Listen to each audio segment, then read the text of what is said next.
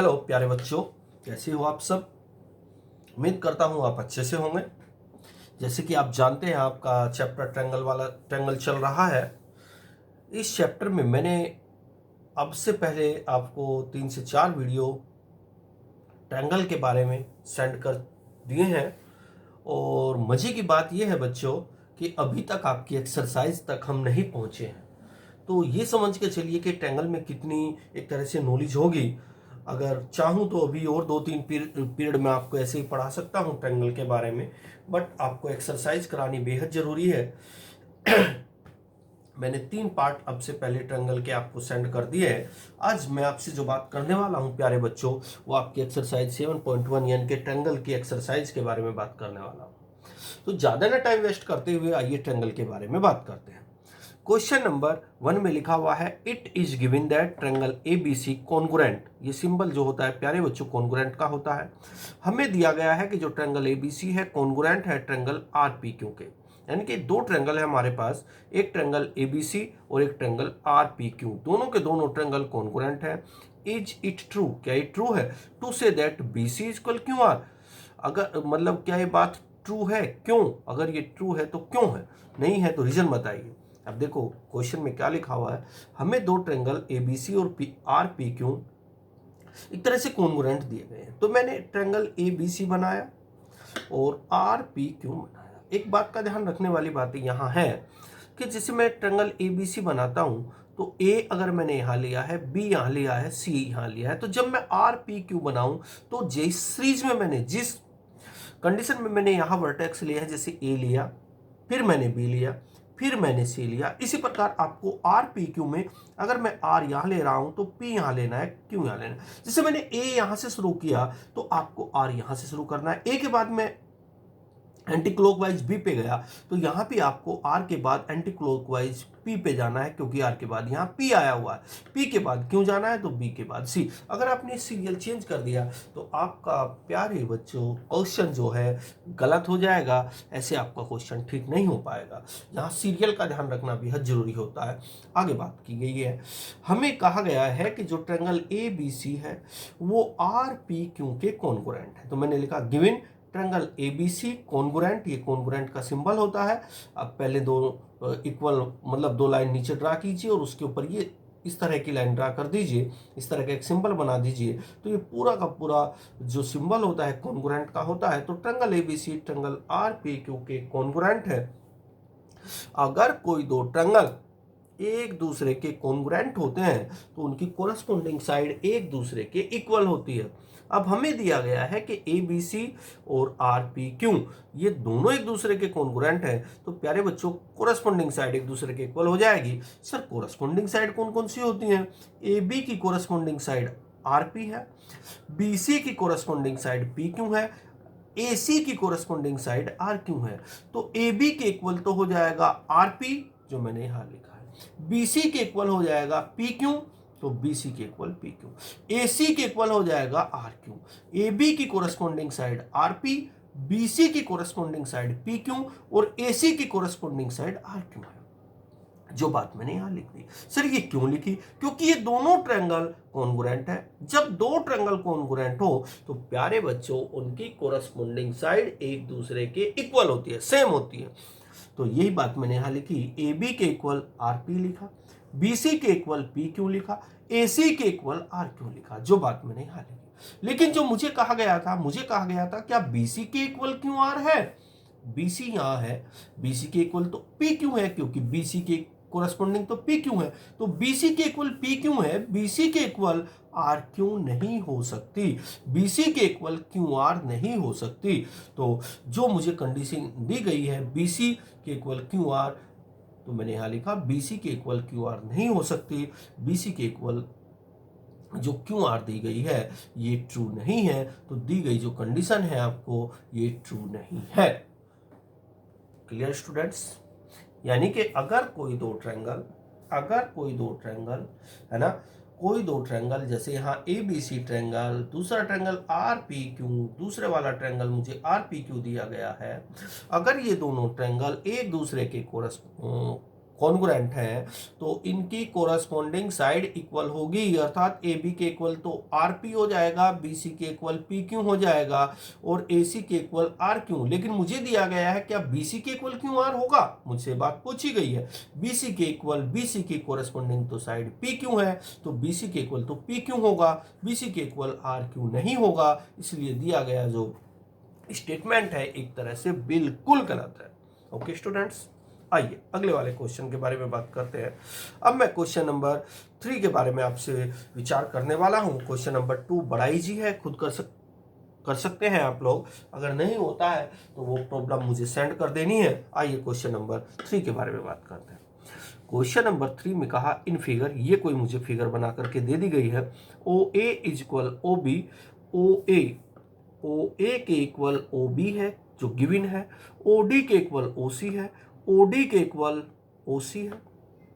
यानी कि जो लेंथ ओ ए की है वही लेंथ ओ बी की है। ये बात बुक में लिखी हुई है, क्वेश्चन में लिखी हुई है। जो लेंथ ओ डी की है वही लेंथ ओ सी की है, तो ओ डी की लेंथ इक्वल टू ओ सी की लेंथ।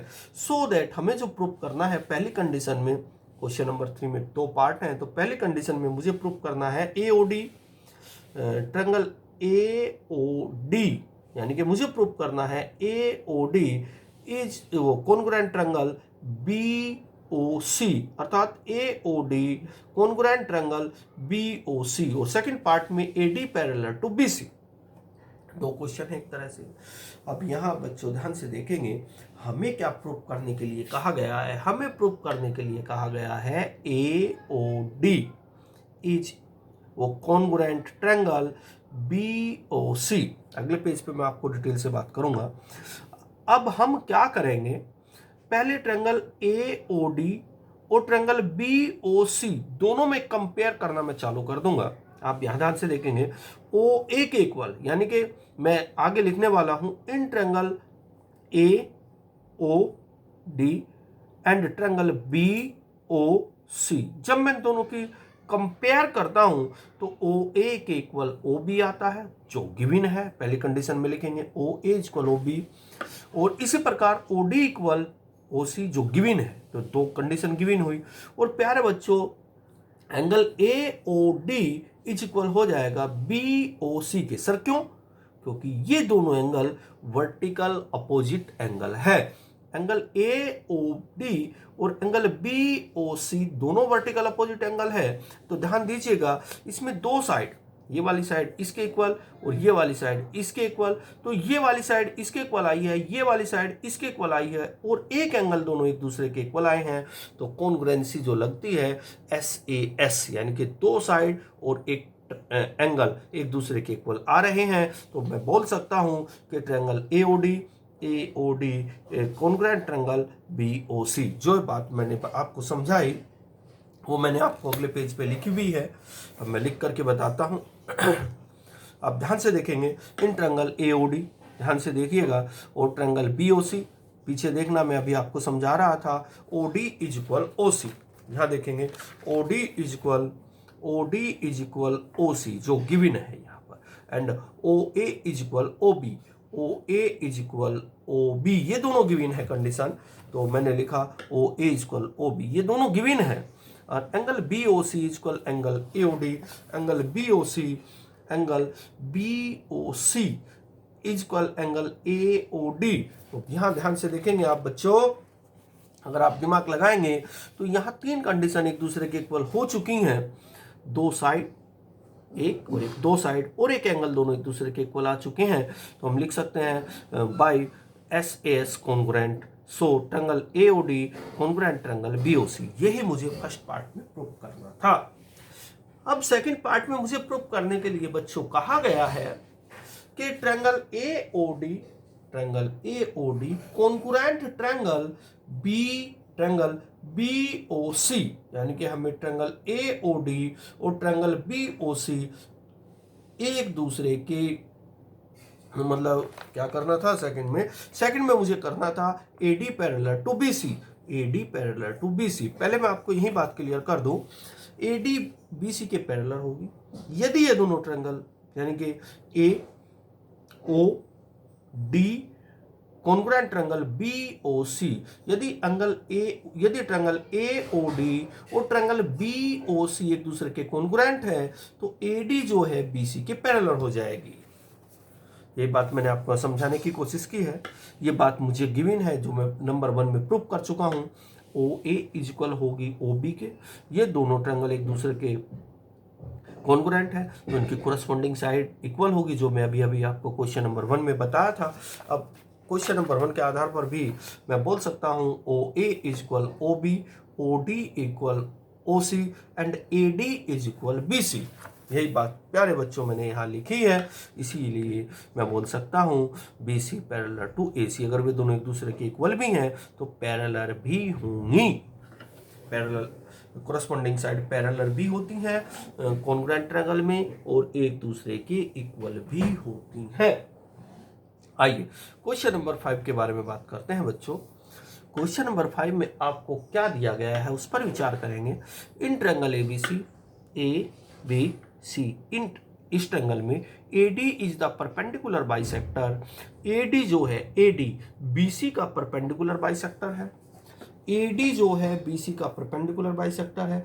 अगर AD BD का BC का परपेंडिकुलर बाइसेक्टर है, परपेंडिकुलर बाइसेक्टर का मीनिंग ये हुआ कि जो लेंथ BD की है वो ही लेंथ DC की है, अर्थात अगर BC की लेंथ 6 सेंटीमीटर की है तो परपेंडिकुलर बाइसेक्ट का मीनिंग ये हुआ BD की लेंथ 3 सेंटीमीटर हो जाएगी, DC की लेंथ 3 सेंटीमीटर हो जाएगी और यहां पर बनने वाले दोनों एंगल 90 डिग्री के होंगे, इसको बोलते हैं perpendicular bisector of BC।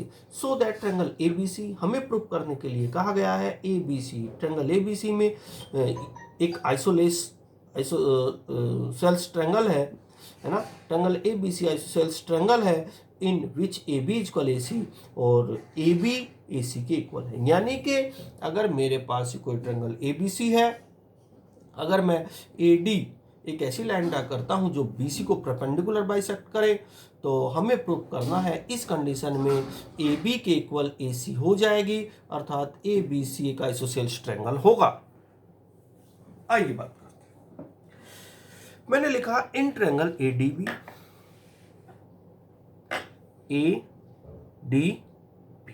And triangle ADC, दो ट्रायंगल में मैंने कंपेयर करना चालू किया। AD is equal AD, sir ऐसा कैसे हो गया भाई? AD इज इक्वल AD मैंने यहां लिखा कॉमन, सर क्यों? क्योंकि जब मैं ट्रायंगल ADB पढ़ता हूं और जब मैं ट्रायंगल ADC पढ़ता हूं तो AD दोनों ट्रायंगल में आ रही है। एक बार समझना, मैंने यहां लिखा AD is equal AD is equal AD और यहां लिखा कॉमन। इसका मीनिंग ये हुआ जब मैं ट्रायंगल ADB पढ़ता हूं और जब मैं ट्रायंगल ADC पढ़ता हूं तो दोनों ट्रायंगल में AD अपना रोल अदा कर रही है, अर्थात AD ट्रायंगल ADB में भी है और ट्रायंगल ADC में भी है। तो अगर कोई साइड दोनों ट्रायंगल में लाई होती है तो हम उसको बोलते हैं मतलब उसी को कॉमन कहा जाता है। तो AD is equal AD, condition बनी एक। अब एंगल ADB और ADC दोनों 90 डिग्री के हैं, कंडीशन बन गई 2। अब आप ध्यान से देखेंगे, मुझे कहा गया था कि जो AD है परपेंडिकुलर बाइसेक्टर है, परपेंडिकुलर बाइसेक्ट का मतलब BD इज इक्वल DC। देखो कितनी कंडीशन होगी, यहां लिखा AD is perpendicular bisector 1 2 3, 3 condition एक दूसरे के इक्वल आ गई, यानी कि 3 चीज एक दूसरे के इक्वल आ गई। अगर किन्हीं दो ट्रायंगल में 3 चीजें एक दूसरे के इक्वल आ जाती हैं तो वे दोनों के दोनों ट्रायंगल कॉन्ग्रुएंट होते हैं। तो यही बात मैंने यहां लिखी आगे, triangle ADB triangle ADB triangle ADC दोनों एक दूसरे के कॉन्ग्रुएंट होंगे। किससे होंगे सर? ये SAS कॉन्ग्रुएंसी से होंगे। सर क्यों होंगे? क्योंकि मैंने अभी भी प्रूव किया। सर क्या प्रूव किया? AD इज इक्वल AD एक side equal, BD is equal DC दो साइड इक्वल, यानी कि दो साइड इक्वल और यहां वाला एंगल और यहां वाला एंगल दोनों 90 डिग्री के हैं। तो दो साइड और एक एंगल इक्वल होने पर हम इन दोनों ट्रायंगल को कॉन्ग्रुएंट ट्रायंगल कहेंगे। अगर ये कॉन्ग्रुएंट ट्रायंगल है तो इनकी कोरस्पॉन्डिंग साइड और कोरस्पॉन्डिंग एंगल भी एक दूसरे के इक्वल हो जाएंगे। अगर इनके ये दोनों के दोनों ट्रायंगल अगर triangle ADB A D B और ट्रायंगल ए डी सी, अगर दोनों ट्रायंगल कॉन्ग्रुएंट में प्रूव कर चुका हूं तो इनके कोरस्पॉन्डिंग साइड, कोरस्पॉन्डिंग एंगल एक दूसरे के इक्वल होंगे। तो मैं बोल सकता हूं कि एंगल बी का कोरस्पॉन्डिंग एंगल सी है, तो angle B equal angle C. अगर एंगल बी एंगल सी के इक्वल है तो इनके सामने की जो साइड है वे भी एक दूसरे के इक्वल होंगे। तो एंगल बी के सामने भाई किसी भी ट्रायंगल में अगर मैं ए बी सी को देखता हूं, अगर मैं ए बी सी को देखता हूं, पहले मैंने कंपेयर की ए बी डी में और ए सी डी में, अगर मैं दोनों को देखता हूं, यानी कि पहले जो मैंने कंपेयर की ए डी बी और ए डी सी में, अगर मैं दोनों को देखता हूं तो एंगल बी एंगल सी के इक्वल आ रहा है। सर क्यों? क्योंकि इन दोनों में एंगल बी और एंगल सी एक दूसरे के कोरस्पॉन्डिंग है। जब ये दोनों एंगल एक दूसरे के इक्वल आ रहे हैं, अब मैं देख पा रहा हूं ट्रायंगल ए बी सी में, अगर मैं इस ट्रायंगल में देखता हूं तो प्यारे बच्चों एंगल बी और एंगल सी एक दूसरे के इक्वल आए हैं। अब किसी भी ट्रायंगल में अगर दो एंगल एक दूसरे के इक्वल आए तो उनकी अपोजिट साइड एक दूसरे के इक्वल होती हैं, तो इस एंगल के सामने वाली साइड AC और इस एंगल के सामने वाली साइड AB, ये दोनों एक दूसरे के इक्वल हो जाएंगी। तो मैं लिखूंगा AB इज इक्वल AC। अगर AB AC एक दूसरे के इक्वल आए हैं, इस ट्रायंगल ABC में अगर AB और AC एक दूसरे के इक्वल आए हैं, तो इसका मतलब ये हुआ कि ट्रायंगल ABC दो साइड एक दूसरे के इक्वल आ चुकी हैं। तो मैं बोल सकता हूं कि दोनों के दोनों ट्रायंगल दोनों की दोनों साइड एक दूसरे के इक्वल आ चुकी हैं। तो मैं बोल सकता हूं कि ABC जो है आइसोसेलेस ट्रायंगल है, जो बात मैंने यहां लिखी है बच्चों।